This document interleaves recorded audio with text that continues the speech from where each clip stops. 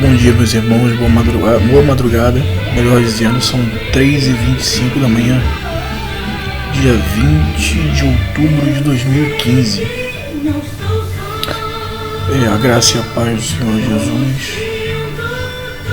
Eu pensei muito antes de fazer esse vídeo, mas tô aqui pensando tava pensando numa maneira de como me expressar como testemunha sobre alguns acontecimentos, algumas coisas que durante os anos vem acontecendo na minha vida. E decidi fazer um breve vídeo. Esse vídeo basicamente é meu testemunho de vida. Eu queria explicar um pouco para vocês e passar um pouco para vocês do como que Deus me livrou 3 vezes da morte.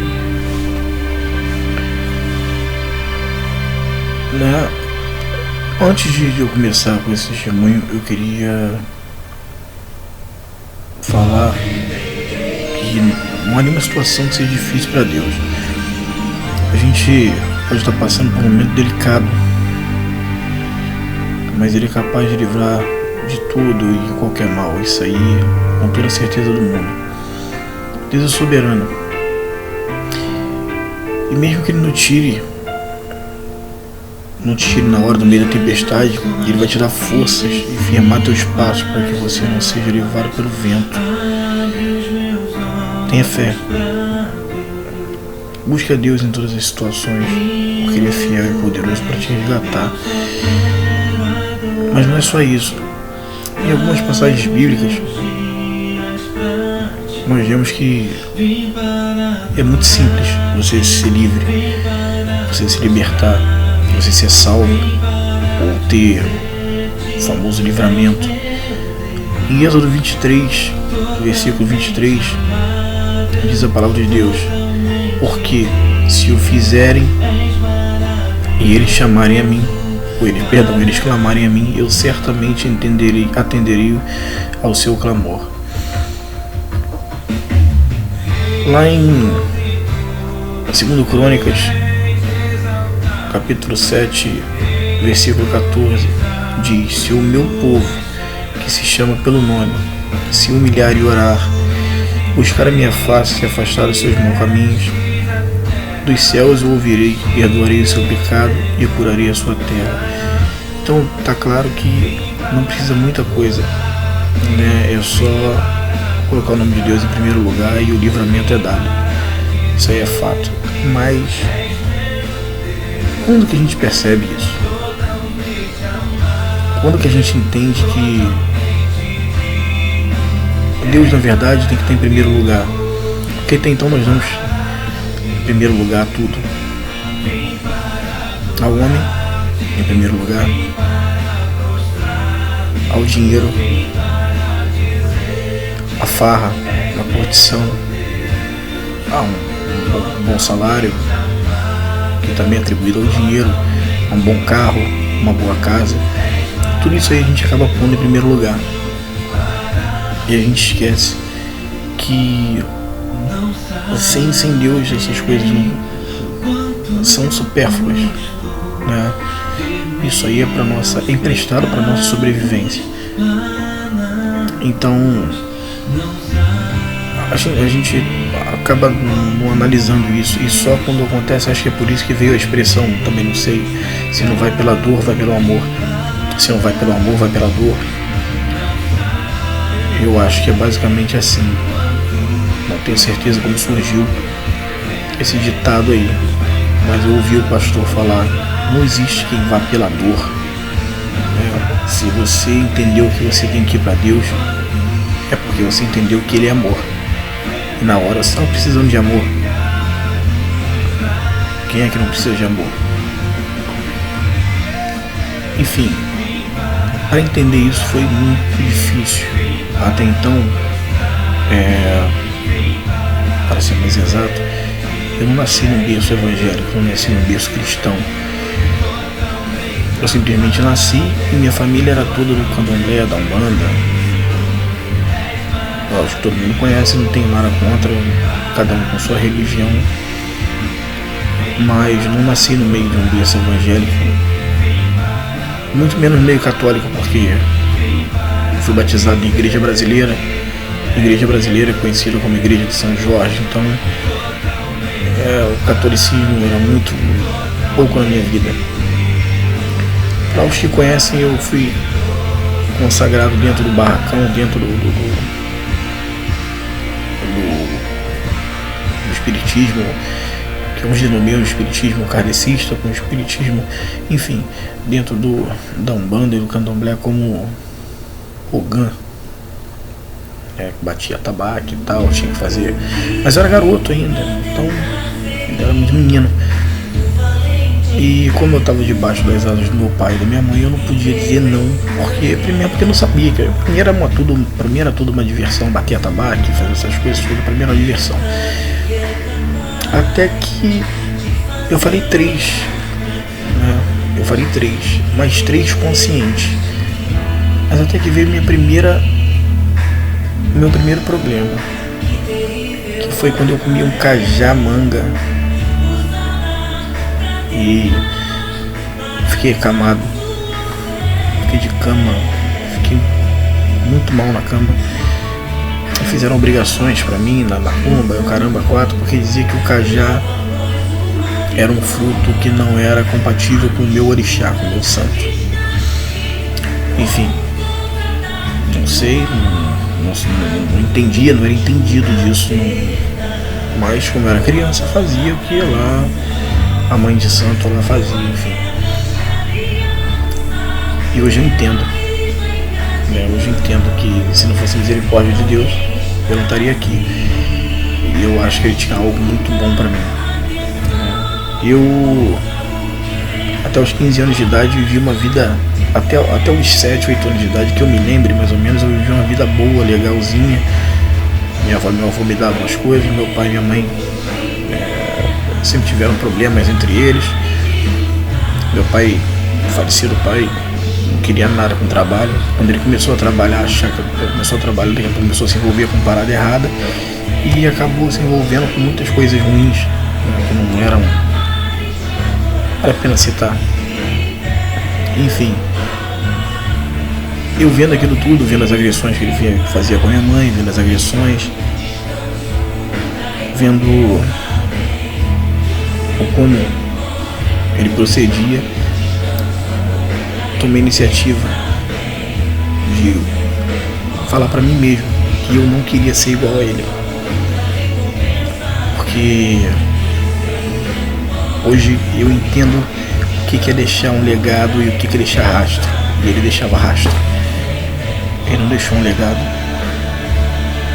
porque diz que a família, é o projeto de Deus, é o sonho de Deus, é o maior legado sacerdotal que podemos ter, que um homem pode ter.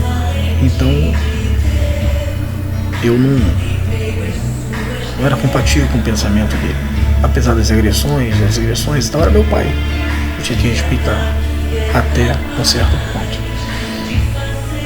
Então eu tomei essa coisa, só que a gente acabou vivendo uma vida muito miserável, algumas pessoas conhecem, devem conhecer o Jacarezinho. Quem vê esse vídeo conheceu o Jacarezinho, sabe onde é a favela da Xuxa, perto do posto de saúde.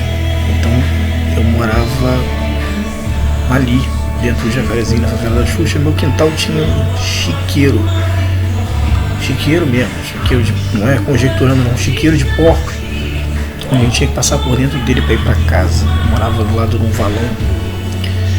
E muitas vezes eu lembro que tinha um rapaz chamado Beto, que ele tinha cavalo, e ele ia todo final de dia, mais ou menos, nos sacolões, buscar o resto dos sacolões para poder trazer, para poder alimentar os bichos dele lá, os porcos que ele tinha. Só que antes dele alimentar os porcos, a gente catava, não só eu e minha mãe, minha irmã, um montão de gente da favela catava o que estava bom e o que estava ruim. para poder a gente cortar o que estava ruim e se alimentar do que estava bom. Mas enfim, isso me leva a mais uma mensagem, né? Onde a gente vê que nem sempre onde a gente acha que tem sujeira não deixa de ter vida, porque se não fosse aquilo ali também eu não teria me alimentado. Mas aquilo foi fortalecendo e eu fui crescendo uma pessoa, uma criança, um rapaz que não tinha verdadeiramente nada dentro de casa. Minha televisão era uma televisão de algumas pessoas devem conhecer também, válvula, preta e branca. Naquela época já existia televisão colorida. Claro que já existia televisão colorida, mas nós não tínhamos, era o que a gente tinha. Tu ligava ela às 7 horas da manhã para 6 horas da noite assistir. Enfim, era uma miséria, né? E muitas das vezes eu e minha mãe fomos vender Yakult para poder levar sustento para dentro de casa, né? E ainda assim, nossa vida era um inferno. Mas isso é consequência do nosso não, da semeadura dos meus pais. Os filhos acabam pagando, porque nós estamos debaixo da asa deles. Infelizmente a gente não tem autoridade própria, mas aquilo veio me fortalecendo. O tempo veio passando e meu pai acabou morrendo. Meu pai em 1992, dentro dessa meada ainda aí, desse tempo, ele já estava doente. Em 1992 ele pegou e foi infectado com um bacilo chamado bacilo de Koch. Para quem não ouviu falar, para ser mais exato, é chamado de tuberculose pulmonar, uma doença infecciosa, né, que exige 6 meses de tratamento para cura total, né, e são tomados 3.000 miligramas de antibiótico por dia. As pessoas vão acharem que eu estou inventando o antibiótico de 3.000 miligramas. Na verdade, ele é uma junção de um antibiótico chamado isoniazida com pirazinamida. Podem pesquisar aí que vocês vão ver. Ele pegou a tuberculose em 1992 e começou aquela falha da cura. Cura, não cura, cura, não cura, cura, não cura. Ficou 4 anos doente. Fugia do hospital e tal. Em 1996, no dia 2 de junho de 1996, dia do meu aniversário, meu pai morreu. Enfim. Só que antes dele morrer, eu lembrava que ele, quando era mais novo, que ele trabalhava com umas entidades lá, com os tranca-rua dele da vida, os 7 capas da vida dele lá. Ele fazia muita coisa ruim, né? Fazia muitos trabalhos pesados, coisas ruins, vão prejudicar os outros. E a tendência de quem, né? A tendência de quem faz essas coisas é virar comida de bicho. E realmente ele foi comido vivo, né? Porque ele perdeu os 2 pulmões em vida, só ficou com o pulmão que parecia uma moeda de R$1. E eu via, em 96, eu morava na rua José dos Reis, virando a entrada da linha amarela, para quem vai para Barra ou quem vai para o centro da cidade, de esquina. Eu morava ali, numa casinha que tinha ali, e eu via ele vomitando sangue, pondo sangue pela boca e respirava ofegante. Para curar, era só com uma pedra de gelo no peito, né? E assim, estado final. E eu vi realmente ele virando comida de bicho, né? Eu vi Satanás comendo a vida dele mesmo, ceifando a vida dele. Comeu em vida, né? Isso aí fica um alerta para quem faz o mal, né? Para quem faz o mal, pode ter certeza. Você plantou ele, você vai colher. Uma hora ou outra ele vem. E quando vem, ele não vem devagar não, ele vem firme. Só que ele ele acabou falando uma coisa, ele profetizou algo na vida da nossa família, que ele disse que ele ia morrer, ia deixar a semente dele na terra, ou eu ia levar com ele alguma pessoa, alguém. E aí Eu tenho mais irmãos já, e eu vi muitas vezes ele trancado dentro do quarto com a minha outra irmã, que eu não vou citar o nome. Ela deitada, ela era neném, e ele ficava com a faca cruzando de um lado para o outro com ela. Mas isso aí era obra do mal mesmo, eu sabia que isso aí era obra do mal, isso aí eu tinha consciência, tinha medo. O tempo passou, ele morreu em 1996 de tuberculose. Em 1998, eu estava trabalhando no depósito de bebidas, tinha saído da farmácia, trabalhando no depósito de bebidas. Comecei a tossir. E até então, tranquilo.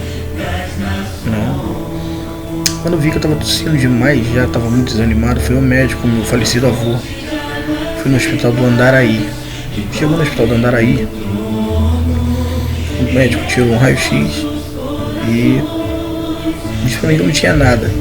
Quando nós estávamos saindo, ele falou assim: volta aqui, porque você não tem seios. Ele pegou o raio-x errado. Quando ele pegou meu raio-x, ele falou pra mim: procura um posto de saúde que provavelmente você está com tuberculose. Irônico, meu pai morreu em 1996, eu em 1998 tive tuberculose. Peguei tuberculose. Quando eu cheguei no posto de saúde, pra você ver como é que o diabo é sujo, ele não deixou eu sentir sintoma nenhum. Que eu descobri que estava com tuberculose, aí é que a febre veio. 42 graus de febre, 41, sempre no mesmo horário. 5, 6 horas da tarde, começava a febre. A ponto de derreter um batom de chocolate no meu bolso. Eu tinha delírio, eu via aranha subindo na parede, eu tenho pavor de aranha até hoje por isso. Eu via aranha subindo na parede, um monte de aranha, eu ficava desesperado. Enfim, 6 meses de tratamento. O engraçado é que eu lembro muito bem da doutora que tratou do meu pai, começou a tratar do meu pai. Ela era estrangeira, e quando eu cheguei no posto de saúde no Engenho da Rainha, quem é que eu me deparo? Com a mesma doutora. A vida da gente estava cruzada ainda, né? A maldição estava ali. A mesma doutora que cuidou do meu pai agora seria minha doutora. Eu falei: eu lembro da senhora, a senhora cuidou do meu pai. E ela falou com um sotaque mais ou menos assim: quem é seu pai, meu filho? Eu falei: José Carlos. Ele morreu. Aí ela: lembro muito bem do senhor José Carlos, sem juízo. Internei ele e ela contou a história dele toda. E ele fugiu muitas das vezes do hospital para não se tratar. Mais ou menos assim, né? Ela: meu filho, espero que você não tenha a mesma falta de juízo do seu pai, que se cuide. Porque a doença é controlável, é curável. E eu falei: eu vou me curar. E recebi o remédio, primeiro atendimento, na hora ali. Comecei a tomar o remédio. Uma semana depois, parei de trabalhar para poder me tratar, né? Quando deu 2 meses depois, eu voltei a trabalhar. E fui até discriminado pelo meu ex-patrão, porque quando eu falei pra ele, que fui sincero, que eu falei pra ele que estava doente, que estava com tuberculose, ele botou a mão na boca, falou que era infeccioso, que eu falei: não, já não tem mais risco de pegar em ninguém e tal. Mas aí continuei trabalhando, mesmo com a tuberculose, continuei trabalhando, porque além de trabalhar, eu queria ter algo na minha vida. Eu não queria depender de ninguém, não só depender, mas eu queria ser alguma coisa, queria evoluir, né? Queria ser um balconista de medicamentos, queria ser alguma coisa, e consegui, né? Me curei, fui curado. Até então, sim, nunca tinha ouvido bolhufas do Evangelho de Cristo, nunca. Eu não conhecia Deus, mas tem algo forte nisso aí. Deus já me conhecia e Ele tinha um plano na minha vida. Eu não sabia, mas Ele sabia, e vocês agora estão sabendo também. E quando foi no ano 2000, eu fui a primeira vez para uma igreja fui para a Igreja Universal lá da Abolição. Eu tive o primeiro contato com o Evangelho, entre aspas, um Evangelho que todos conhecem. Qual é o Evangelho deles? Cada um tem sua doutrina, né? E assim, até então não era o que eu queria. E fui para uma igreja batista lá em Caxias, porque eu estava comendo meu filho. Fui para uma igreja batista lá e lá eu conheci um pouco do Evangelho. Mas sabe como é recém-convertido? A gente acaba, é novo, era muito jovem, mas Deus ainda assim tinha um plano na minha vida. E passei por um tempo de coisas que não convém falar, porque não faz parte desse vídeo. Mas a vida veio, você está vendo como é que funciona? A vida veio assim. Eu não era nada, né? Eu vim do nada, consegui. Vim pequeno, crescendo, né? Passei bastante necessidade. E até os 18 anos, passando por muita turbulência. Até que veio a primeira pancada, que foi a tuberculose. Eu falei, pô, legal. Tuberculose é algo real, é algo. Mas até aí, beleza. Aí depois me casei com a mãe da minha filha, da Yasmin. Se ela viu o vídeo, me perdoe, mas eu tenho que testemunhar isso. Hoje em dia ela é uma mulher de Deus, ela vai entender. E eu acabei indo. A mãe dela mexia com questão de espiritismo, essas coisas, né? E ela afastada disso, mas também ia porque era mãe. Fazia muita coisa na casa da mãe dela, fazia obrigações e tal. Até que um dia a gente teve uma briga, eu e ela. E eu me lembro com todas as palavras que foi falado pra mim. Claro que ela vai ver esse vídeo e, poxa, ela vai falar, pô, eu não sabia disso, mas eu tenho que te falar que é real. Ela olhou pra mim no portão do número 170 da rua por Lisboa e falou, você sabe qual é a minha briga. Eu não brigo com revólver, não brigo com faca. Também não vou falar o motivo que foi a briga, né? Você sabe qual foi o motivo. Você sabe qual é a minha briga. E você sabe como é que eu brigo. Eu não brigo com faca nem com revólver. Pois bem, no outro dia eu fui parar na Caminho, na Intendente Magalhães, né, na Caminho, e o cara mandou procurar um hospital. E eu fui pro Salgado Filho e estava com uma versiculite, problema na vesícula, pedra na vesícula. Mas aí veio o mistério do negócio. O tratamento da vesícula, da pedra na vesícula, ele é uma coisa simples. É porque eu estava magro naquela época, muito magro. Então é uma coisa simples. Eles dão um furinho de cada 3 furinhos, se eu não me engano, não sei como é que funciona. Comigo não foi assim, tive que entrar na faca de verdade.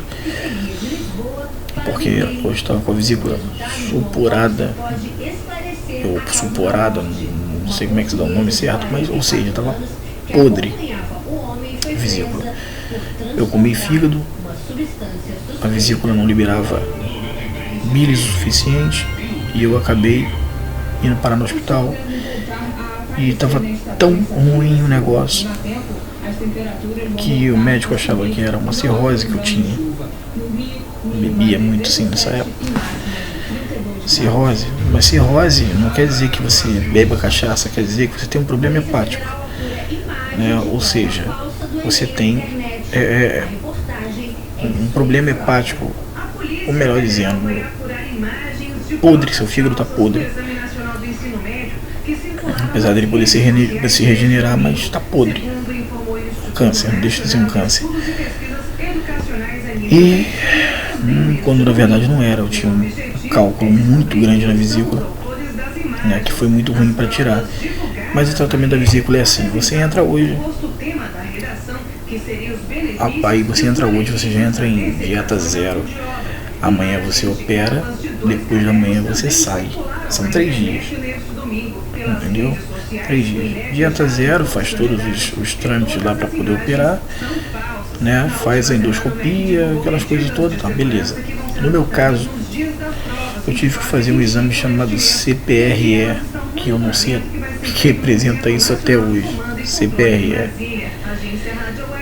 Mas fiz esse CPRE, ou seja, tentei fazer. Pra vocês terem uma ideia, a fúria estava tão grande na minha vida, o negócio foi tão mandado que são 3 dias, eu fiquei 30 dias no hospital. E a primeira semana foi marcada para mim no Ganfreguini, lá na Tijuca, e não consegui ir. Não tinha vaga para mim no carro. Na segunda semana chegou um monte de gente baleada lá na favela do Jacaré, no hospital, e eles não foram. Eu falei, pronto. E logo depois, esse dia dos pais, eles me liberaram pra quê? Me liberaram. Simplesmente, ó, você tá de alta, mas amanhã você volta. Eu falei, pô, legal, vou morrer. Que bom, cheio de dor, vou fazer o quê?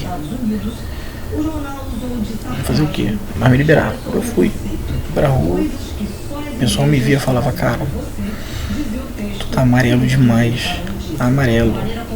Eu tava morrendo. Tava ruim demais. Voltei pro hospital, só que isso aí, eu, lá no meu leito, no meu quarto, eu tava no leito perto da janela, e eu lembro que lá na frente tinha um senhor, seu Geraldo, no meio tinha um cara que já era um moribundo. No meu lado tinha um camarada, que eu não lembro o nome dele, e do outro lado o seu Carlos. Eu só lembro o nome dos defuntos, pra você ter uma ideia. E aí eu vim ver assim. Primeiro morreu do meio, né? E a gente tava assistindo futebol, eu e o seu Geraldo, a gente assistindo futebol lá mesmo. Uma coisa era, se não me engano, Santos e Atlético Paranaense, não lembro. Fizeram a final da Libertadores, era no Copa do Brasil, não lembro. Foi em 2010 isso, não lembro. E a gente conversando na boa. E no outro dia, o seu Geraldo já não acordou. O Geraldo já não acordava. E aí, o seu Geraldo não acordava. E o pessoal tinha que ajudar ele a tomar banho, dava banho nele, e foi piorando a cada dia. Até que um dia ele operou. Quando ele operou, que ele voltou sem falar nada mesmo. O seu Geraldo, 3 dias depois, simplesmente morreu. Eu falei, pô, peraí. Logo depois, se a morte fizesse curva, seria eu. Falei, caramba. Aí não, a morte foi e me pulou. Aí foi lá no seu Carlos. O seu Carlos, ele tinha o seu Geraldo, ele tinha um problema no fígado. Ele tinha um câncer no fígado. E infelizmente ele veio morrer por causa desse câncer. E eu via ele de noite, dando os últimos suspiros, a esposa dele orando, até que eu peguei no sono. E ela me chamou, meu filho. Aí, oi, ele já foi. Eu falei, já foi pra onde? Já foi pra Graça, pra Glória. Eu falei, eu assustado, eu falei, pô, peraí, se ele morreu, o próximo sou eu. Eu tava neurótico, eu tava ali 15 dias no hospital já. Falei, pronto, vou morrer. E aí pulou. O seu Carlos, ele tinha, esse que tava do meu lado, ele tinha água na preula, tinha uma sonda no pulmão, um buraco enorme, uma sonda no pulmão, chegava a feder, cheiro de podre no quarto. E ele falava comigo, tô sentindo muita dor, vou tirar isso aqui, porque ele queria comer e não conseguia por causa da sonda. Seu Carlos, não tira isso não, seu Carlos, você vai acabar morrendo.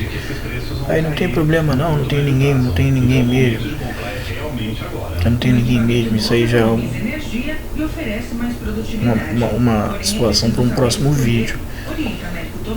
Não tenho ninguém mesmo, pra mim a vida já acabou. A vida já acabou pra ele, pra mim não. Falei, Jesus, eu vou morrer, não é possível. Até que entrou uma irmã.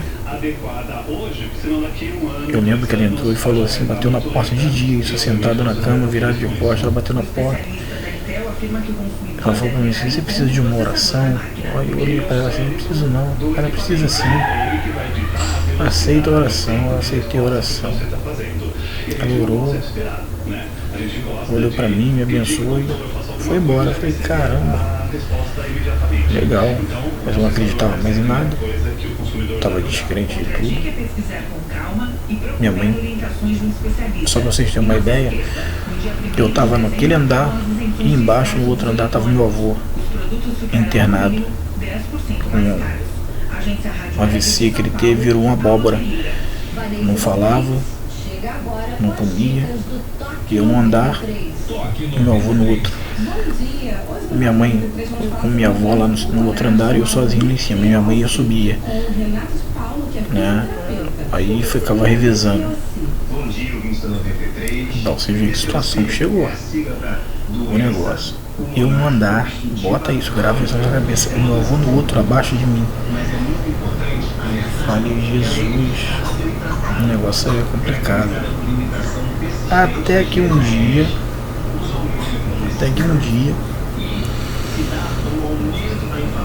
belo dia daquele dia, eu falei assim, minha mãe falou assim, chegou lá no quarto, falou assim, confia em Deus, cara. Lá da macumba, hein? Confia em Deus. Olha que Deus, cara. Se ele existisse, ele não tinha me deixado aqui na cama. Agora, de repente, ele te botou aí na cama pra te mostrar que ele existe. Pode ser. Mas fiquei na minha. E aí, pensando nisso, né? Pensando nessa situação legal. Até que um rapaz chamado o apelido dele era Vavá. Ele mora em Pilares, que estava internado lá também. Me emprestou um rádio dele para me ouvir as músicas, mas não tocava rádio, só tocava rádio, só a rádio que eu não lembro qual é a rádio, mas tocava louvor. Até que eu vi um louvor do Marcelo Nascimento, que fala do cego de Jericó, do cego de Jericó, né? Do cego Bartimeu, enfim. E eu ouvia quando ele falava, Jesus, filho de Davi, tenha compaixão de mim. Todo santo dia aquele louvor tocava, não sei porquê, acho que era nova a música, mas ele tocava todo santo dia. E eu acabei pegando o trecho da música e cantava um pedacinho do trecho da música. Beleza, até que um dia à noite o seu Carlos foi transferido de quarto e fiquei sabendo que ele tinha falecido. Falei, pronto.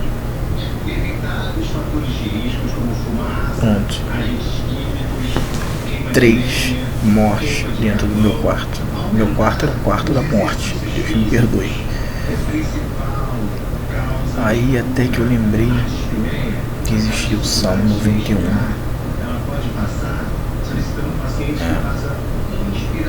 E falei assim, caramba, Salmo 91, acho que o Salmo 91, eu não era muito bom de Bíblia na época, mas eu sabia que tinha o Salmo 91 que era para os crentes na época, era a segurança, né, da situação. Eu falei, é esse aí que vai me dar uma uma ajuda. E aí eu pedi a dona, aquela senhora lá que era esposa falecida lá, que me emprestasse para mim poder ler, para mim ver como é que era. Eu sei que tinha um versículo. Eu falei assim,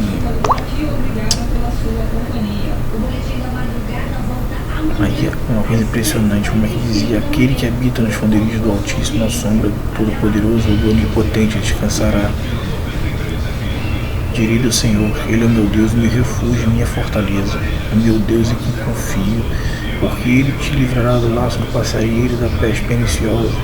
Ele te cobrirá com suas penas e debaixo de suas asas refúgio encontrará.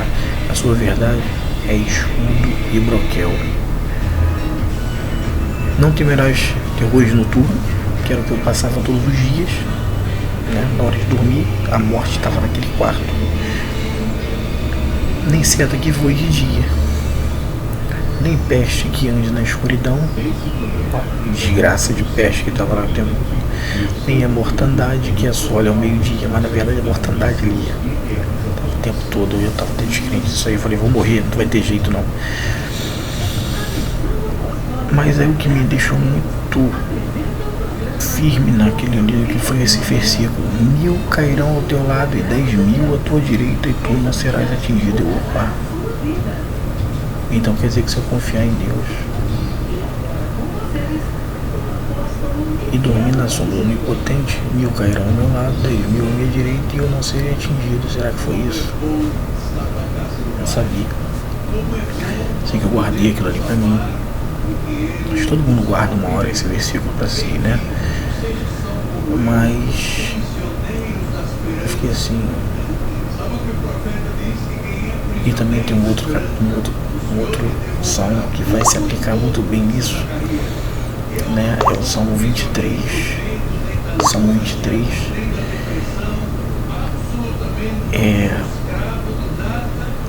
eu sabia que tinha também alguma coisa no Salmo 23.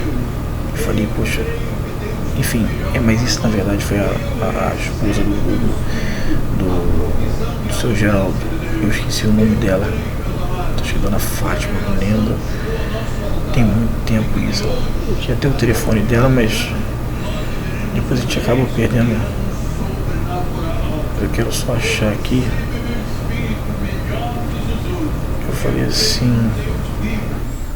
Peraí que eu tô olhando aqui. Eu vou achar o Salmo 23. Aí,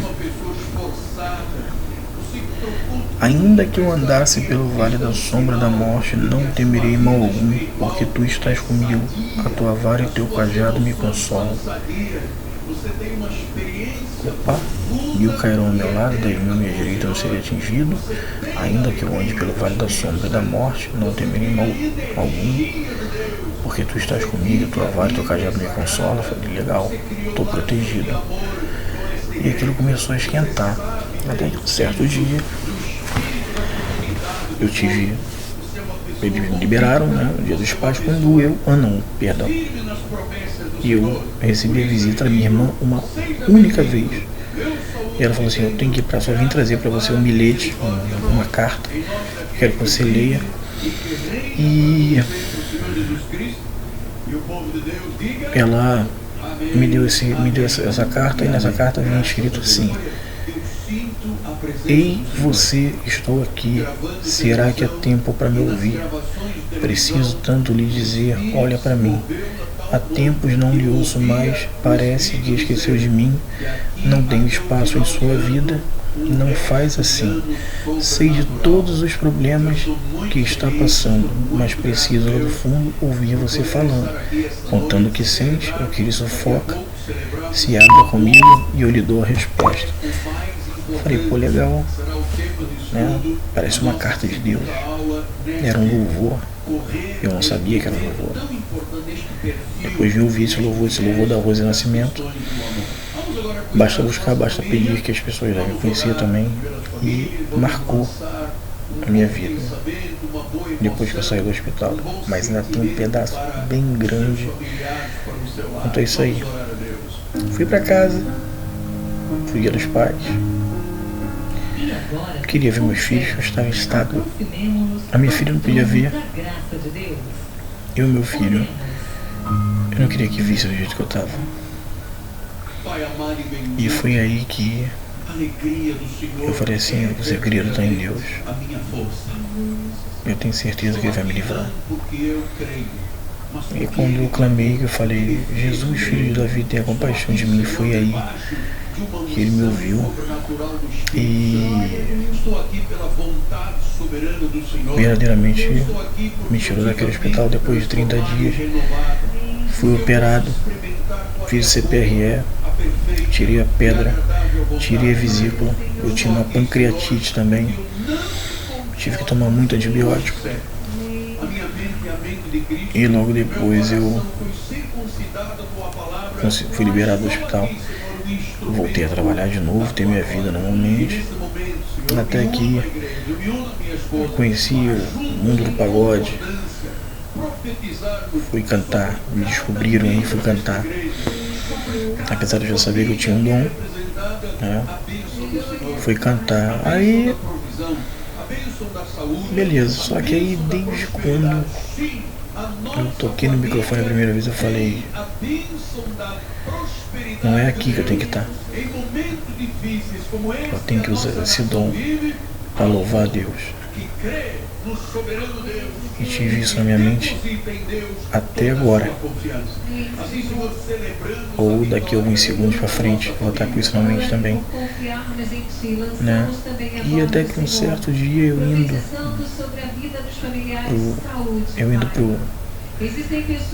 da farmácia pro um ensaio.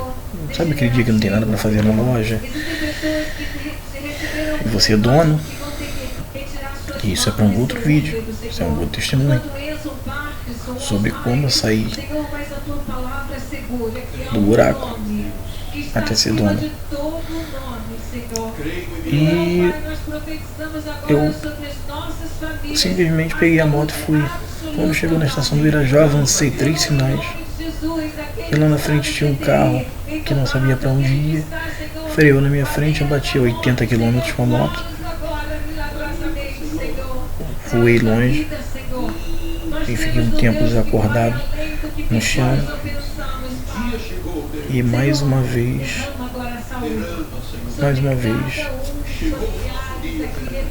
Deus me deu livramento. Pela terceira vez Ele me deu livramento. Eu tive escoriações no pé, eu tive muitas dores no pé, algumas dores na perna e tal. Mas sabe como tá? Tu sai todo equipado.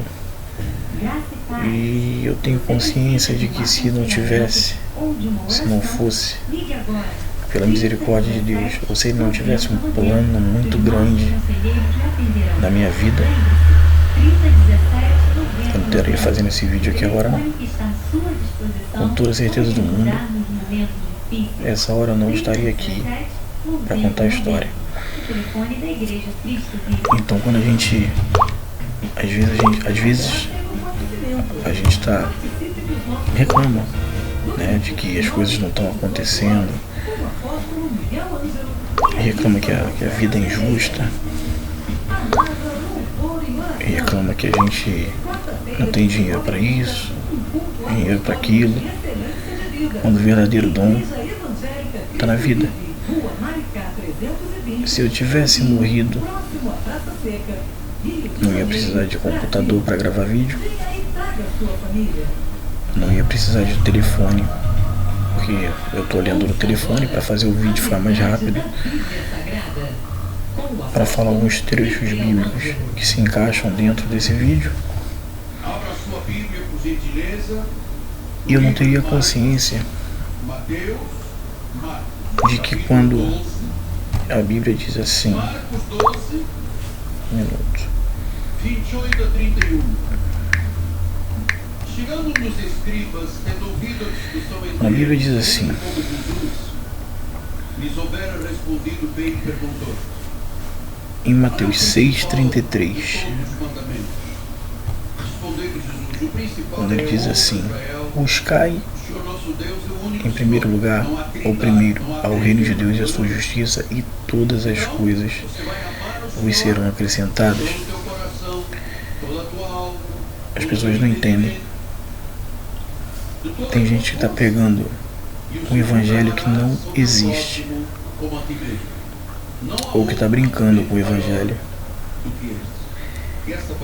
Testemunho de prosperidade, para quem gosta, eu vou dar testemunho de prosperidade, vou fazer um vídeo. Vocês vão ver o que é prosperidade quando se busca primeiramente ao reino de Deus.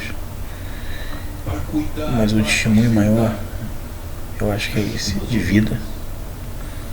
Porque se não fosse testemunho de vida, não teria prosperidade.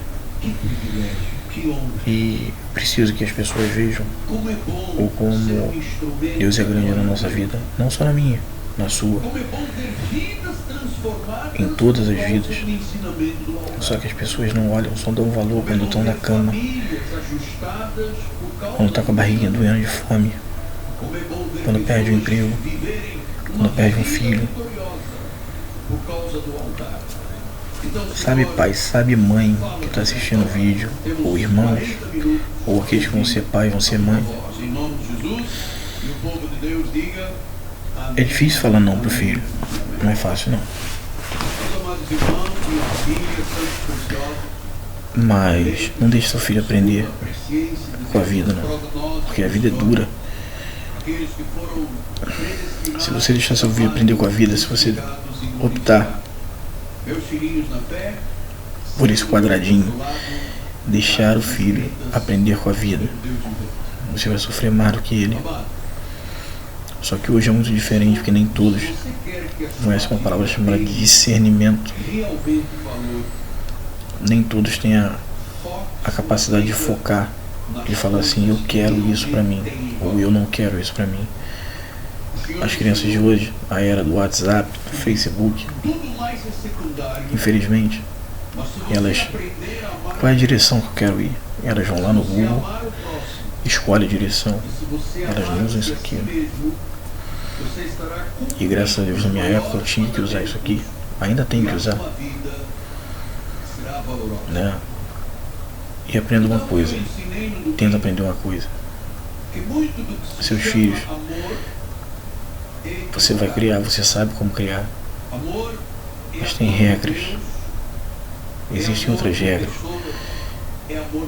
que simplificam a criação do seu filho, para que você não se torne uma mãe ou um pai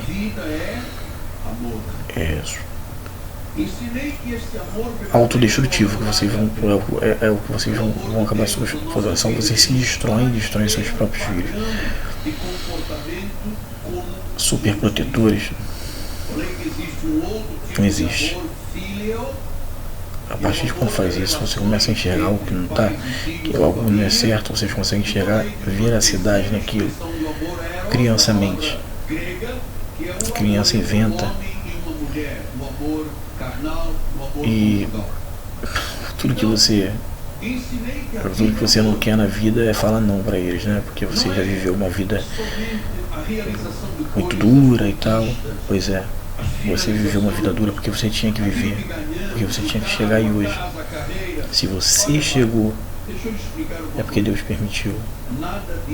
Agora permita, que Deus permita que seu filho chegue onde você chegou, ou está chegando. Não deixe ele aprender na vida que nem eu e muitas outras pessoas. Eu sei que não sou único, né? Mas eu estou dando o meu testemunho, estou dando mostrando minha experiência de vida, de sobrevivência. Não para minha glória, porque se eu estou vivo, é graças a Ele, é graças a Deus e ao Senhor Jesus, que tiveram compaixão por mim, tiveram misericórdia, tiveram dó, tudo que tu pode imaginar. Mas eu tenho certeza também que eles tinham, além disso tudo, eles tinham um plano na minha vida.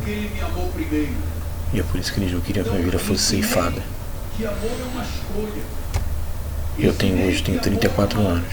é uma decisão, é uma ação. Minha vida está se resolvendo, claro, a trancos e barrancos. Ensinei que amor Mas é uma habilidade que se não é agora que eu vou desistir, né? Ensinei que amor é um hábito. Se nem a morte Sem isto, as pessoas perdem a vida. que chegou perto de O mim amor é importante na vida do me homem. venceu porque Deus não quis, O amor é... você imagina Se você coloca alguma coisa na frente do as outras amor, adversidades. você perdeu a sua E vida. Então, pensando nisso, neste ministério, pessoas eu, extremamente mesmo com Deus, são 4h14 da manhã, 4h15, minha esposa está dormindo com as minhas filhas no quarto, eu não quero falar alto para poder até não acordar elas, em primeiro lugar, entendeu? Mas eu quero que vocês entendam o seguinte: é o melhor uso da nossa não vida. existe, não vai existir nunca Melhor do que ambições, um caminho melhor do que carreira. na vida ou no mundo 100% correto, né?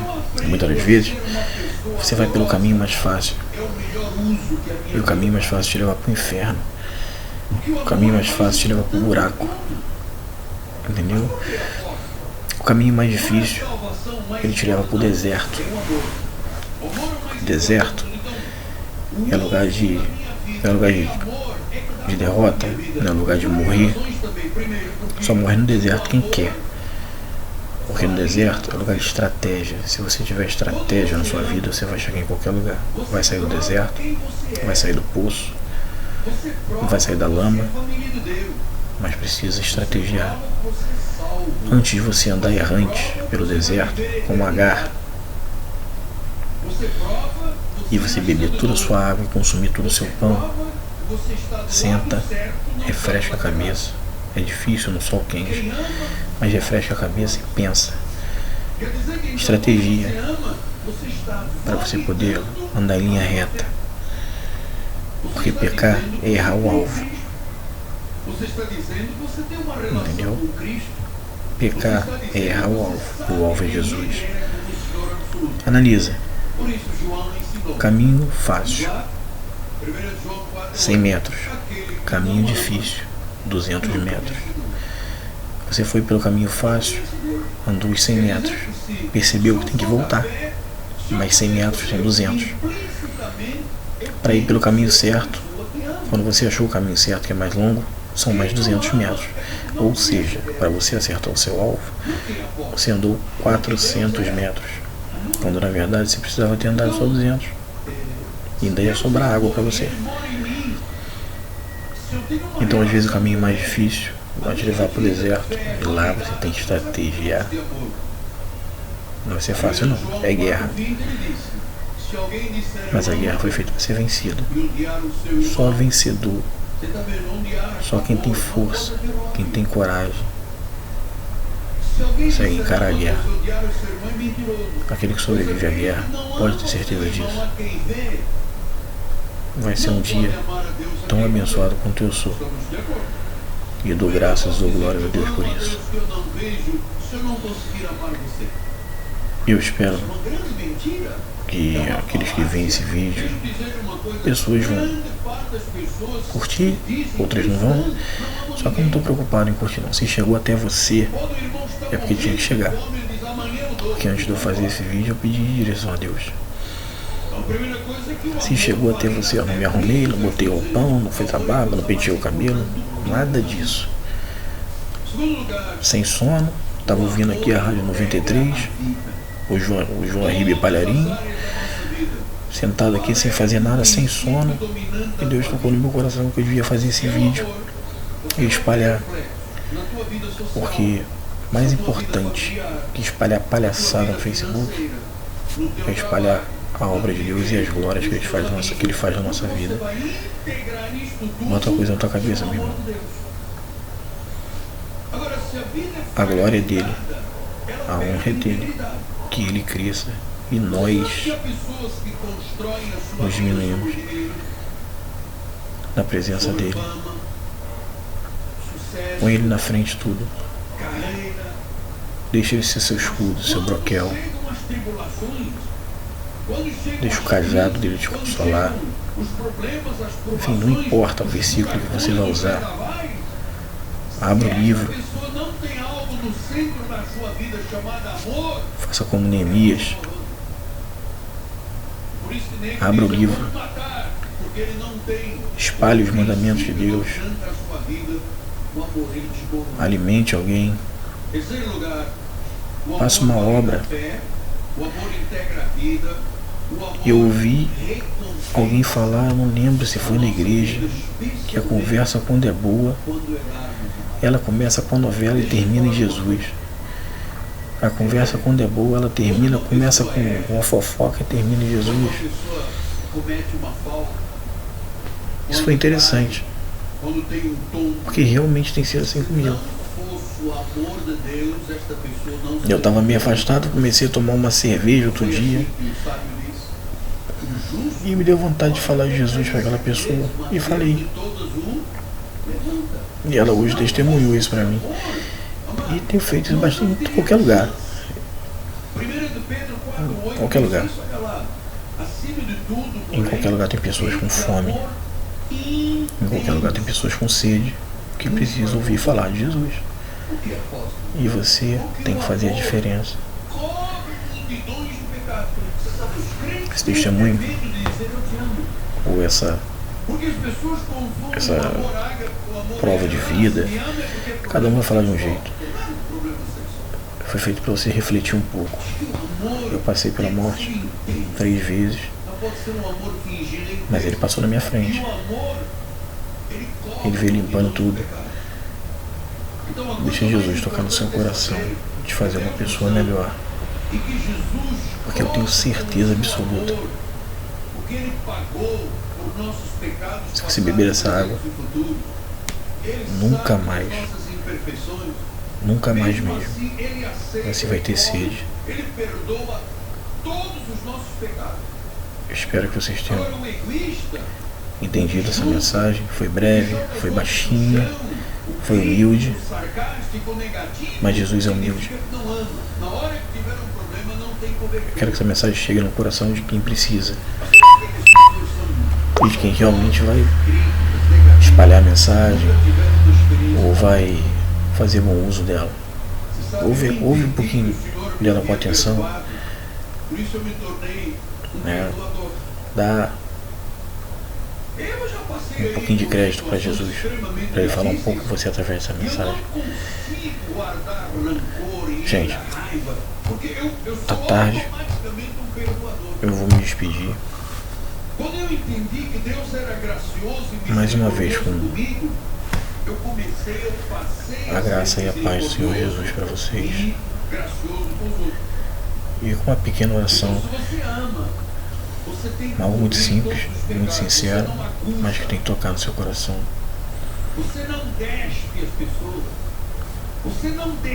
Senhor Deus, grandioso Deus, misericordioso, Pai amado, Pai querido, Senhor Jesus, que essas pessoas que estiverem à frente desse computador, ou seu tablet, ou qualquer outro aparelho vendo essa mensagem, que toque nos seus corações, e que essas pessoas venham amanhã tomar uma providência em suas vidas. Pai, eu sei que isso é tão grandioso que assim as bênçãos que eu recebi, assim como as bênçãos que eu recebi, eu quero que essas pessoas recebam também. Aquelas que reconhecerem que realmente o Senhor é o nosso único e suficiente Salvador, que elas tenham vida abundante em suas vidas, assim como eu estou tendo na minha, e que essa mensagem se espalhe para engrandecer o seu nome e não a mim mesmo. Eu agradeço o Senhor ter me colocado nessa vida maravilhosa. Agradeço por dar a oportunidade de poder falar com essas pessoas. E eu glorifico, e que o seu nome seja exaltado sempre. Muito obrigado. E agradeço pelo nome dessas pessoas e pela vida dessas pessoas, em nome do Senhor Jesus. Para quem crê, amém e amém. Povo de Deus, agora é com vocês. Beijo no coração de vocês.